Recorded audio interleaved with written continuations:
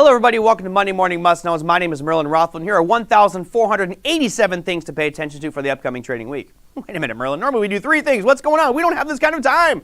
Well, I'm going to start things off with the earnings calendar for this week, which is huge. There are some massive names, and just the sheer quantity is overwhelming. Now, last week you had Facebook, Apple, Amazon, Microsoft, so a lot of those FANG stocks reporting with huge volatility. Some reporting bad earnings and skyrocketing, some reporting great earnings and tanking. You just never know with earnings. Therefore, pay attention this week. As you can see on the screen here, we got 1,487 companies reporting. We'll start things off on Monday with just a few big names you might recognize. You have Arista Networks, Mosaic, and ON Semiconductor. Tuesday brings you AMD, BP, Pfizer, Starbucks, Skyworks Communications, Teva Pharmaceuticals, and Biogen. Wednesday, we usher in CVS, Energy Transfer Partners, Etsy, and MetLife.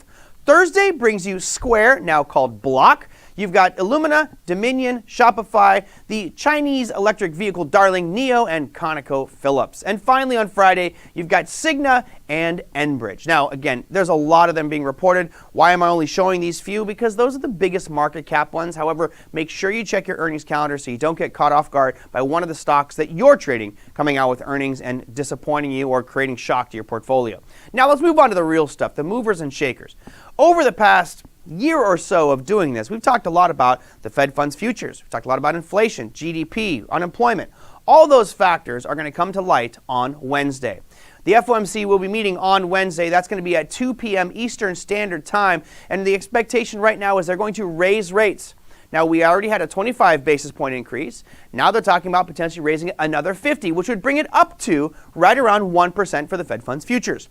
Now, why is this important? Because normally when you start a cycle of increasing rates, what you do is you do little baby steps, small little steps to see what the impact for the economy is. You don't want to go too aggressive because that could shock the system.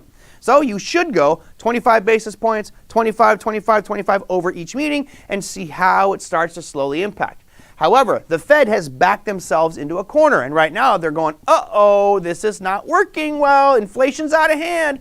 Expectation is no longer 25 basis point jump at this meeting, it's 50. And there are some grumblings of 75, but right now if you look at the Fed funds futures, there's about a 96% probability that that May 4th meeting will be a 50 basis point increase in the Fed funds futures, which could create a lot of waves to the market. Now, that's one aspect of it. The second part is going to come 30 minutes later. As you can see, you have a press conference where Jerome Powell will be fielding questions from all over the world where people are going, what on earth are you doing? Why did you raise 50 basis points? What's happening with our economy? Are we really in that bad a shape for you to do 50 basis point increase?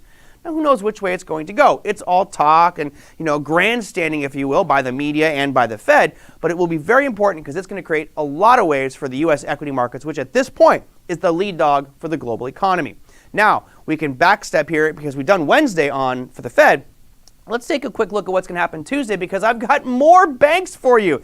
I've got 2 more rate announcements happening this week. We'll start things off with the central bank from the Southern Hemisphere. The Reserve Bank of Australia, they will be making an announcement. Now, they've been stuck at 0.1% for a long time, basically keeping their pedal to the metal, and they're a little late, but they're starting to raise. The expectation is they're going to raise their rates up to 25 basis points. So that announcement by the Reserve Bank of Australia will be coming out Tuesday at 12:30 a.m. Eastern Standard Time, right around the crack of midnight. And there's one more. And that's going to happen on Thursday. In honor of Cinco de Mayo, the Bank of England has said, you know what, let's throw our hat in the ring. On Thursday, May 5th, we are going to have a rate announcement as well, and we are going to raise. That's going to happen at 10 a.m. Eastern Standard Time, and they're going to jump their rates up to about 1%. So the bottom line is this week, on Tuesday, Wednesday, and Thursday, you have a lot of central bank announcements, which could create a lot of volatility in our markets. So if you active traders out there, you should be rubbing your hands like Gollum in Lord of the Rings going, yes, this is going to be a great week for trading. We'll see you next week on Monday Morning Must Knows.